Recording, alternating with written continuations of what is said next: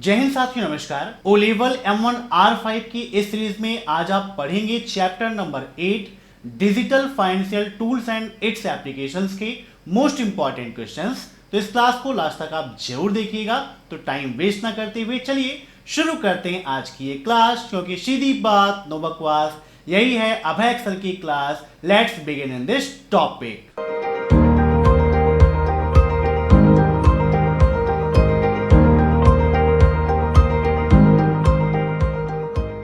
Previous class में हमने 25 questions इस क्लास के डिस्कस किए थे और आज का पहला क्वेश्चन है हमारा, VPA stand for virtual payment address.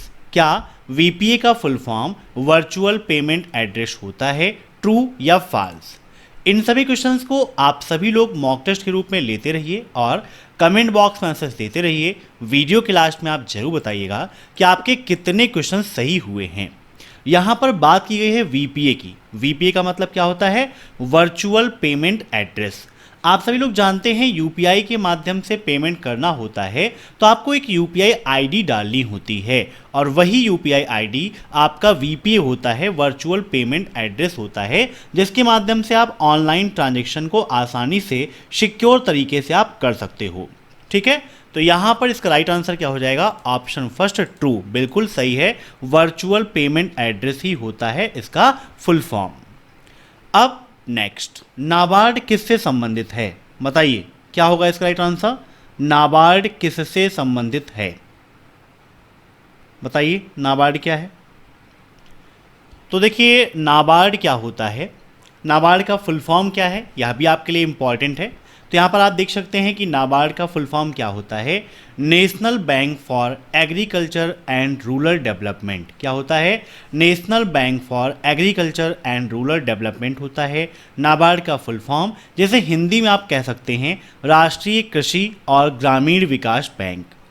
यह भारत सरकार द्वारा स्थापित एक विकास बैंक है जिसका प्रमुख उद्देश्य कृषि और ग्रामीण विकास को बढ़ावा देना। मीन्स नाबार्ड भारत सरकार द्वारा स्थापित की गई एक ऐसी संस्था है जिसका प्रमुख उद्देश्य है कृषि और ग्रामीण, है ना, जो ग्राम है, गांव के स्तर को बढ़ाना। इसकी स्थापना कब हुई? 1982 में हुई। नोट डाउन कर लीजिएगा। 1982 में नाबार्ड की स्थापना संसद के एक अधिनियम के द्वारा की गई थी। काम क्या है नाबार्ड का? तो नाबार्ड का काम है ग्रामीण क्षेत्रों में वित्तीय, मीन्स जो फाइनेंशियल और गैर वित्तीय दोनों प्रकार की सहायता प्रदान करना, ताकि वहाँ के जो लोग हैं वो कृषि के क्षेत्र में, पशुपालन के क्षेत्र में, या जो लघु उद्योग हैं, ग्रामीण उद्योग हैं, उसके विकास को कर सके, उसके विकास में मदद मिल सके और लोग गांव में ही अच्छा पैसा कमा सके, उनके आय में वृद्धि हो सके। ठीक है, तो अब देखते हैं नेक्स्ट क्वेश्चन। उसके लिए राइट आंसर का हो जाएगा लेंडिंग इंस्टीट्यूशन। अब नेक्स्ट, क्या आप एक ही मोबाइल पर एक से अधिक UPI एप्लीकेशन का उपयोग कर सकते हैं, ट्रू या false? Can you use more than one UPI application on the same mobile if they are linked to the same bank account, true और फॉल्स? तो UPI क्या है? UPI का फुल फॉर्म होता है यूनिफाइड पेमेंट इंटरफेस। क्या होता है? यूनिफाइड पेमेंट इंटरफेस होता है। UPI के माध्यम से आप ऑनलाइन ट्रांजैक्शन कर सकते हो। पर डे आप कितना? 1 लाख रुपए का ट्रांजैक्शन कर सकते हो। 1 लाख रुपए पर डे का ट्रांजैक्शन आप UPI के माध्यम से कर सकते हैं। UPI के फीचर्स क्या हैं? UPI 24x7 वर्क करता है और यह IMPS को सपोर्ट करता है। IMPS का मतलब इमीडिएट पेमेंट सर्विस। और बिल्कुल सही है, आप एक ही मोबाइल पर एक से अधिक UPI एप्लीकेशन का उपयोग कर सकते हैं। जैसे मान लीजिए आपका कोई भी बैंक अकाउंट है, अगर आप उसी से गूगल पे भी चलाना चाहते हैं, फ़ोन पे, पेटीएम, भीम, तो आप चला सकते हैं, कोई दिक्कत नहीं है। अब नेक्स्ट, UPI की शुरुआत किसके द्वारा की गई? UIDAI, NPCI, both A and B, या फिर none of the above? UPI was started by. काफ़ी इंपॉर्टेंट क्वेश्चन है, बताइए क्या होगा इसका राइट आंसर? तो अभी मैंने आपको बताया कि UPI का फुल फॉर्म क्या है? Unified payment interface. और यहाँ पर इसका राइट आंसर हो जाएगा ऑप्शन बी, NPCI। NPCI का फुल फॉर्म क्या है? इसका फुल फॉर्म होता है national payment corporation of India. National payment corporation of India द्वारा यूपीआई की शुरुआत की गई थी। ठीक है, अब नेक्स्ट, भारतीय रुपए के चिन्ह मीन्स यहाँ पर जो ये रुपए का सिंबल बना हुआ है इसको किस वर्ष मान्यता मिली? 2009, 2010, 2015 या फिर 2016? तो ये क्या है? इंडियन करेंसी का शाइन है जिसे मान्यता मिली थी 15 जुलाई 2010 को। कब? 15 जुलाई, नोट डाउन कर लीजिएगा, 15 जुलाई 2010 को इसको मान्यता मिली थी भारत सरकार द्वारा, इसको अपनाया गया था। यह प्रतीक जो है अंग्रेजी के आर अक्षर और देवनागरी का जो रा वर्ड होता है, कौन सा वर्ड होता है? रा। ठीक है, रा वर्ड इससे मिलकर बना है, इन दोनों के कॉम्बिनेशन से ही इसको डेवलप किया गया है। एक प्रतियोगिता थी भारतीय नागरिकों के बीच, उसमें उदय कुमार के नामक व्यक्ति ने, किसने? उदय कुमार नामक व्यक्ति ने इस सिंबल को वहाँ पर डिज़ाइन किया था और इसको वहाँ पर अपनाया गया है। ठीक है, याद रखिएगा। और जो भारतीय रुपया है उसका जो आधिकारिक कोड होता है वो क्या होता है? INR। अब नेक्स्ट, IMPS का फुल फॉर्म क्या है? Internet payment service, immediate payment service, immediate payment system या इंटरनेट पेमेंट सिस्टम? बताइए क्या होगा इसका राइट आंसर? IMPS। तो IMPS क्या है आपका? इमीडिएट पेमेंट सिस्टम है कि सर्विस है, यह आपको बताना है। तो यहाँ पर इसका राइट आंसर हो जाएगा option B, immediate payment service. IMPS के माध्यम से आप तत्काल रूप से पेमेंट कर सकते हो। IMPS कब लॉन्च किया गया ये भी आपके लिए इंपॉर्टेंट है। तो ये आपका लॉन्च किया गया था कब? लॉन्च इन 22 नवंबर 2010 को। ठीक है, ये आपका लॉन्च किया गया था। इसके माध्यम से आप 24 × 7 सप्ताह के 7 दिन 24 घंटे आप ऑनलाइन ट्रांजैक्शन कर सकते हो, चाहे वो आपके मोबाइल से लिंक हो, इंटरनेट बैंकिंग के माध्यम से हो या ATM कार्ड के माध्यम से हो, आप कर सकते हो। अब नेक्स्ट, 500 रुपए के नोट का आकार क्या है? What is the size of 500 note? 55 mm × 150 mm, 56 mm × 170 mm, 66 mm × 150 mm या 76 mm × 150 mm? तो 500 रुपए का जो नोट है यहाँ पर आप देख सकते हो किस प्रकार से आपको 500 रुपए का नोट दिखाई देता है, आप सभी के पास होगा। तो यहाँ पर इसका जो राइट आंसर है वो हो जाएगा क्या? Option C, 66 × 150 mm। ठीक है, याद रखिएगा, काफ़ी ज़्यादा इंपॉर्टेंट है। एक क्वेश्चन एग्जाम में पूछता है what is the colour of, है ना, कलर क्या है 500 रुपए की नोट का? तो इसका कलर होता है स्टोन ग्रे। क्या होता है? स्टोन ग्रे होता है, इसका राइट आंसर हो जाएगा अगर आपसे कलर पूछेगा तब। ठीक है, और दूसरा 500 रुपए की जो नई वाली नोट है यह कब इशू हुई थी ये भी आपके लिए इंपॉर्टेंट है। तो ये 8 नवंबर 2016 को इशू की गई थी। अब नेक्स्ट, भारत में किस बैंक ने पहला ATM जारी किया था? SBI, HSBC, HDFC या ICICI? बताइए क्या होगा इसका राइट आंसर? पहला ATM किस बैंक ने जारी किया? तो यहां पर इसका राइट आंसर हो जाएगा ऑप्शन बी, HSBC बैंक ने भारत में पहला ATM जारी किया था। ठीक है, अब नेक्स्ट, कितनी बार गलत OTP डालने पर कार्ड को ऑनलाइन भुगतान के लिए ब्लॉक कर दिया जाता है? 2 times, 3 times, more than 3 times या card does not block? How many times by entering the wrong OTP then card will be blocked for online payment?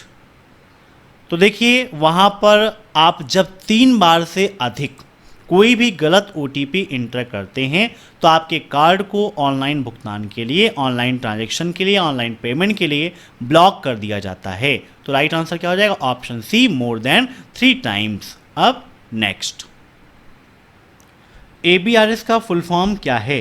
What is the full form of ABRS? Aadhaar based remittance service, Aadhaar based reserve service, Aadhaar based reserve software या none of the above? ABRS। तो ABRS का full form क्या होता है? Aadhaar based remittance service. Option first is right. ठीक है, option first is right. अब next, what is the full form of AEPS? AEPS का फुल फॉर्म क्या है बताइए, क्या होगा इसका राइट आंसर? एईपीएस का फुल फॉर्म, तो एईपीएस का फुल फॉर्म होता है आधार इनेबल्ड पेमेंट सिस्टम। क्या होता है? Aadhaar enabled payment system, option B is right. इसके द्वारा क्या कर सकते हैं? आधार नंबर के माध्यम से हम पेमेंट कर सकते हैं, मीन्स जो ट्रांजैक्शन हमें करना है वो ट्रांजैक्शन हम इसके द्वारा आसानी से कर सकते हैं। एईपीएस से क्या लाभ मिलते हैं ये भी आपके लिए इंपॉर्टेंट है, एग्जाम में पूछता है। मेन इसका फीचर क्या है? कैश विड्रा, कैश डिपॉजिट और बैलेंस इंक्वायरी। ठीक है, cash withdraw, cash deposit, balance inquiry, इसके अलावा मिनी स्टेटमेंट भी वहां से हम निकाल सकते हैं। ठीक है, अब नेक्स्ट, केवाईसी का क्या मतलब होता है बताइए? केवाईसी का मतलब क्या है? Know your customer, know your character, A और बी दोनों, या फिर इनमें से कोई नहीं? बताइए केवाईसी। तो केवाईसी का मतलब क्या है? नो योर कस्टमर, अपने ग्राहक को जानने के लिए उसकी जो डिटेल्स हैं उसको वेरीफाई कराया जाता है, वही क्या है आपका केवाईसी। ठीक है, जहाँ पर जो क्लाइंट है उस क्लाइंट को हम आइडेंटिफाई करते हैं और उसको समझने में मदद करते हैं कि भाई ये कौन है, कैसा है, उसके बारे में डिटेल हम वहाँ पर इकट्ठा कर लेते हैं। अब नेक्स्ट, बैंक गोल्ड लोन देता है। बैंक गोल्ड लोन किसके लिए देता है बताइए? टू डू ज्वेलरी बिजनेस, आभूषण का व्यापार करने के लिए, टू बाई गोल्ड ज्वेलरी, सोने के आभूषण खरीदने के लिए, सोने के आभूषण गिरवी रखने के लिए, या फिर ऑल ऑफ दी अबव? बताइए क्या होगा इसका राइट आंसर? तो बैंक जो गोल्ड लोन देता है वो अगर आप सोने के आभूषण को गिरवी रखते हैं तो उसके लिए देता है, तो यहाँ पर राइट आंसर हो जाएगा ऑप्शन सी, सोने के आभूषण गिरवी रखने के लिए। अब नेक्स्ट, IMEI का पूरा नाम क्या है?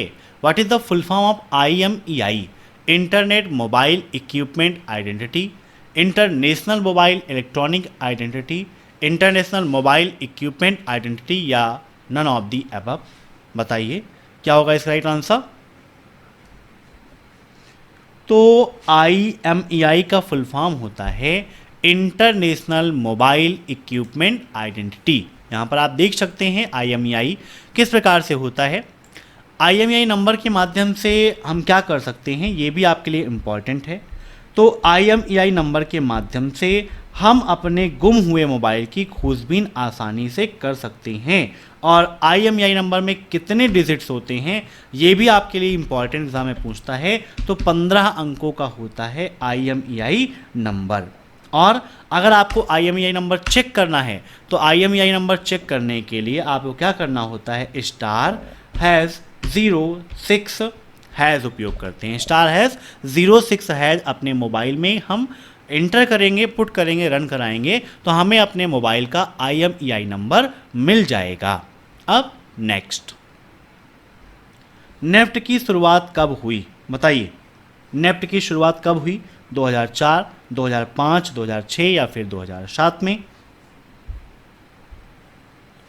तो नेफ्ट क्या है? नेफ्ट का फुल फॉर्म होता है नेशनल इलेक्ट्रॉनिक फंड ट्रांसफ़र। क्या होता है? नेशनल इलेक्ट्रॉनिक फंड ट्रांसफ़र होता है नेफ्ट का फुल फॉर्म, जिसके माध्यम से हम क्या कर सकते हैं? ऑनलाइन ट्रांजैक्शन कर सकते हैं। यह आपका बिल्कुल सिक्योर है, यहाँ पर लागत कम लगती है, मीन्स आसानी से आप पेमेंट कर सकते हो, सिक्योरिटी की भी कोई दिक्कत नहीं है। ठीक है, नेफ्ट में। लेकिन ये तुरंत नहीं हो जाता कि आपने जैसे किया वैसे ही आपका हो जाएगा, यहाँ पर थोड़ा सा टाइम भी लगता है। अब उसके बाद बात आती है नेफ्ट की शुरुआत कब हुई? तो नेफ्ट की शुरुआत हुई थी 2005 में। कब हुई? 2005 में। Option B is right, national electronic fund transfer होता है इसका फुल फॉर्म, ये भी आप ध्यान रखिएगा। अब नेक्स्ट, UPI द्वारा भुगतान की समय सीमा क्या है? What is the time limit for payment by UPI? 7 AM to 8 PM, 8 AM to 7 PM, 8 AM to 6 PM, या नो टाइम लिमिट? तो यूपीआई के माध्यम से जो भुगतान की समय सीमा है आप सभी लोग जानते हैं कि कोई टाइम लिमिट नहीं, जब आप चाहो तब आप यूपीआई के माध्यम से पेमेंट कर सकते हो। मीन्स 24 × 7 ये काम करता है, 24 × 7, तो यहाँ पर नो टाइम लिमिट हो जाएगा आपका राइट आंसर। अब नेक्स्ट, UIDAI का फुल फॉर्म क्या है? What is the full form of UIDAI? University identification authority of India, unique identification authority of India, unique information authority of India, या none of the above. UIDAI जिसके माध्यम से हमें आधार card की services मिलती हैं, आधार कार्ड से संबंधित जितनी भी सर्विसेज हैं वो आपको यहीं पर मिल जाती हैं, और इसका राइट आंसर है option first, unique identification authority of India. यहाँ से आप क्या कर सकते हो, यहाँ से आप आधार कार्ड को डाउनलोड कर सकते हो, आधार कार्ड में कोई चेंजिंग करना है कर सकते हो, अपडेट हुआ आधार कार्ड आपको डाउनलोड करना है कर सकते हो, मोबाइल नंबर, ईमेल आईडी ये सब अपडेट करना है तो वहाँ से आप करवा सकते हैं या कर सकते हैं। अब नेक्स्ट, यूपीआई के माध्यम से पैसा भेजना क्या कहलाता है? पुश, पुल, सेंड या फिर फॉरवर्ड? काफ़ी इंपॉर्टेंट है, यहाँ पर कहा गया यूपीआई के माध्यम से पैसा भेजना क्या कहलाता है? तो पैसा भेजना यूपीआई के माध्यम से पुश कहलाता है ना, PUSH। और प्राप्त करना क्या कहलाता है? अगर ये पूछता है उसको पुल बोलते हैं। क्या बोलते हैं? पुल, पुश और पुल। अब नेक्स्ट, बैंक किस पर ब्याज लेता है? बताइए, बैंक किस चीज़ पर ब्याज लेता है? डिपॉजिट पर, लोन पर, विड्रॉल पर या फिर ट्रांजैक्शन पर? बताइए क्या होगा इसका राइट आंसर? तो देखिए, जमा करने पर बैंक हमसे इंटरेस्ट नहीं ले सकता है, ब्याज नहीं ले सकता है। जमा करने पर बैंक द्वारा हमें स्वयं ही ब्याज मिलता है ना। विड्रा करने पर भी कोई ब्याज नहीं है और ट्रांजैक्शन पर भी कोई ब्याज नहीं। लेकिन लोन लेते हैं, अगर बैंक से लोन लेंगे तो लोन लेने पर हमें क्या होगा कि वहाँ पर ब्याज देना ही पड़ेगा। सबका ब्याज दर फिक्स है, जिस बैंक से आप ले रहे हो सबकी अलग अलग अपनी ब्याज दरें हैं। अब नेक्स्ट, नेफ्ट का प्रयोग करने की समय सीमा क्या है? मीन्स नेफ्ट को किस टाइम से किस टाइम के बीच आप उपयोग कर सकते हो? बताइए, 8 AM to 5 PM, 8 AM to 6 PM, 8 AM to 7 PM या 24 × 7? बताइए नेफ्ट की टाइमिंग क्या है? तो देखिए, अब नेफ्ट भी इंडिया में अवेलेबल हो गया है 24 × 7। नेफ्ट भी आपका अब सप्ताह के 7 दिन 24 घंटे आप उपयोग कर सकते हो। लेकिन यहाँ पर जो वीकडे और हॉलीडे हैं वो भी आपके इंक्लूड हैं, क्योंकि 24 × 7 मतलब जो भी वीकडे है और जो भी हॉलीडेज़ हैं वहाँ पर भी आप कर सकते हो। ठीक है, इसके अलावा जो आपका रेगुलर नेफ्ट का टाइमिंग है वो 7 AM to 7 PM है। रेगुलर जो नेफ्ट की टाइमिंग है बैंक के माध्यम से वो 7 AM to 7 PM की है, ये भी आप ध्यान में रखिएगा। ठीक है, अब नेक्स्ट, CVV का फुल फॉर्म क्या है? बताइए, CVV का फुल फॉर्म क्या होता है? Card verification value, card virtual verification, credit verification value या क्रेडिट वर्चुअल वैल्यू? CVV तो आप ATM कार्ड वगैरह यूज़ करते हैं तो वहाँ पर देखिए बैक साइड में आपको एक नंबर मिलता है, तो उसे बोलते हैं कार्ड वेरिफिकेशन वैल्यू, जो आपका 3 अंकों का होता है। कितने डिजिट का होता है? 3 डिजिट्स का होता है आपका CVV कार्ड वेरिफिकेशन वैल्यू। अब नेक्स्ट, भीम ऐप का पूरा नाम क्या है? बताइए, what is the full form of Bhim app? Bharat interface for money, Bharat internet for money, Bharat emergency for money या नन ऑफ दीज? भीम, बताइए इसके बारे में। तो भीम का फुल फॉर्म होता है Bharat interface for money. Bhim app के द्वारा आप क्या कर सकते हो? मनी ट्रांजैक्शन कर सकते हो, बैलेंस इंक्वायरी कर सकते हो, मिनी स्टेटमेंट निकाल सकते हो, या कोई आपको ट्रांजैक्शन ऐसा करना है, कोई बिल पेमेंट करना है जैसे मोबाइल रिचार्ज, टीवी रिचार्ज, तो ये सब कुछ आप भीम ऐप के माध्यम से कर सकते हो। भीम ऐप कब लॉन्च किया गया? ये भी आपके लिए इम्पॉर्टेंट है, एग्जाम में पूछता है कि भीम ऐप कब लॉन्च किया गया था। तो बताइए क्या होगा इसका राइट आंसर? तो भीम ऐप आपका 30 दिसंबर 2016 को लॉन्च किया गया था। कब? दिसंबर 2016, 30 दिसंबर 2016 को भीम ऐप को लॉन्च किया गया था। भारत सरकार ने इसको लॉन्च किया था ताकि लोग डिजिटली पेमेंट कर सकें। ठीक है, नोटबंदी के बाद में इसको हमारे प्रधानमंत्री जी ने लॉन्च किया था। अब नेक्स्ट, क्यूआर का फुल फॉर्म क्या है बताइए, what is the full form of QR? Quick response code, quick result code या नन ऑफ दीज? तो क्यूआर का फुल फॉर्म क्या होता है? Quick response code. QR code कैसे होते हैं आप देख सकते हैं। क्यूआर कोड इस प्रकार से आपको दिखाई देता है जो स्क्वायर ग्रिड में घिरा होता है। वर्तमान समय में मल्टी क्यूआर कोड्स भी आपको देखने को मिलते हैं। मीन्स मल्टी कलर वाले क्यूआर कोड्स आपको देखने को मिलते हैं जिसमें एक से अधिक कलर आप आसानी से प्राप्त कर सकते हो। आप अपना चाहो क्यूआर कोड बना भी सकते हो, है ना, कोई दिक्कत नहीं है। क्यूआर कोड कहाँ लॉन्च हुआ, कब लॉन्च हुआ? तो 1994 में जापान में लॉन्च किया गया था। अब नेक्स्ट, निम्नलिखित में से कौन सा क्रेडिट कार्ड का एक प्रकार है? Which of the following is a type of credit card? Master card, visa, A और बी दोनों, या नन ऑफ द अबव? तो देखिए क्रेडिट कार्ड में मास्टर कार्ड भी है आपका, वीज़ा कार्ड भी है, तो यहाँ पर इसका राइट आंसर हो जाएगा ऑप्शन सी, बोथ ए और बी दोनों। ये दोनों आपके क्रेडिट कार्ड के ही प्रकार हैं। अब नेक्स्ट, टैन का फुल फॉर्म क्या है? What is the full form of tan? Tan number बताइए क्या होता है? Tax account number, tax deduction and collection account number, transaction account number, या क्या होगा इसमें से right answer? What is the full form of tan? जैसे आपका पैन होता है ना, वैसे ही आपका क्या होता है? टैन। बताइए टैन का फुल फॉर्म क्या है? तो यहां पर इसका राइट आंसर हो जाएगा tax deduction and collection account number होता है टैन का फुल फॉर्म।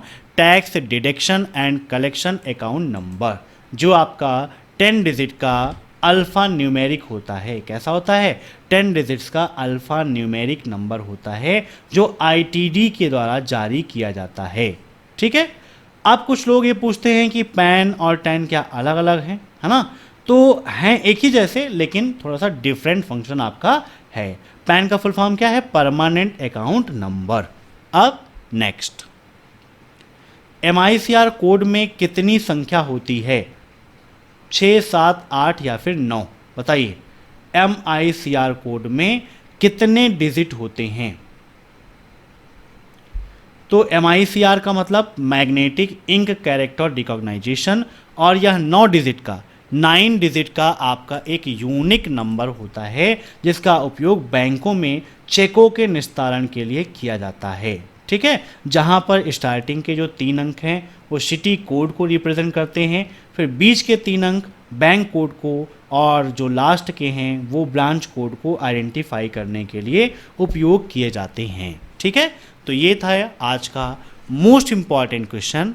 ये मोस्ट इंपॉर्टेंट क्लास आप सभी को पसंद आई होगी, इसके लिए आप सभी लोग वीडियो को लाइक कर दीजिए। हर शाम 7 बजे ओ लेवल M1 R5 की क्लासेस हो रही हैं, इसको अटेंड करते रहिए। साथ ही साथ रात 9 बजे M2 R5 की क्लासेस है, उसे भी आप जरूर अटेंड कर लीजिएगा। और चैनल से जुड़ने के लिए चैनल को सब्सक्राइब करके बेल आइकन को प्रेस कर लीजिए ताकि टाइम टू टाइम आपको ये सब कुछ मिलता रहे जो भी चैनल पर अपडेट होता है। Thanks for watching my video. फिर मिलते हैं नेक्स्ट क्लास में, तब तक के लिए बाय।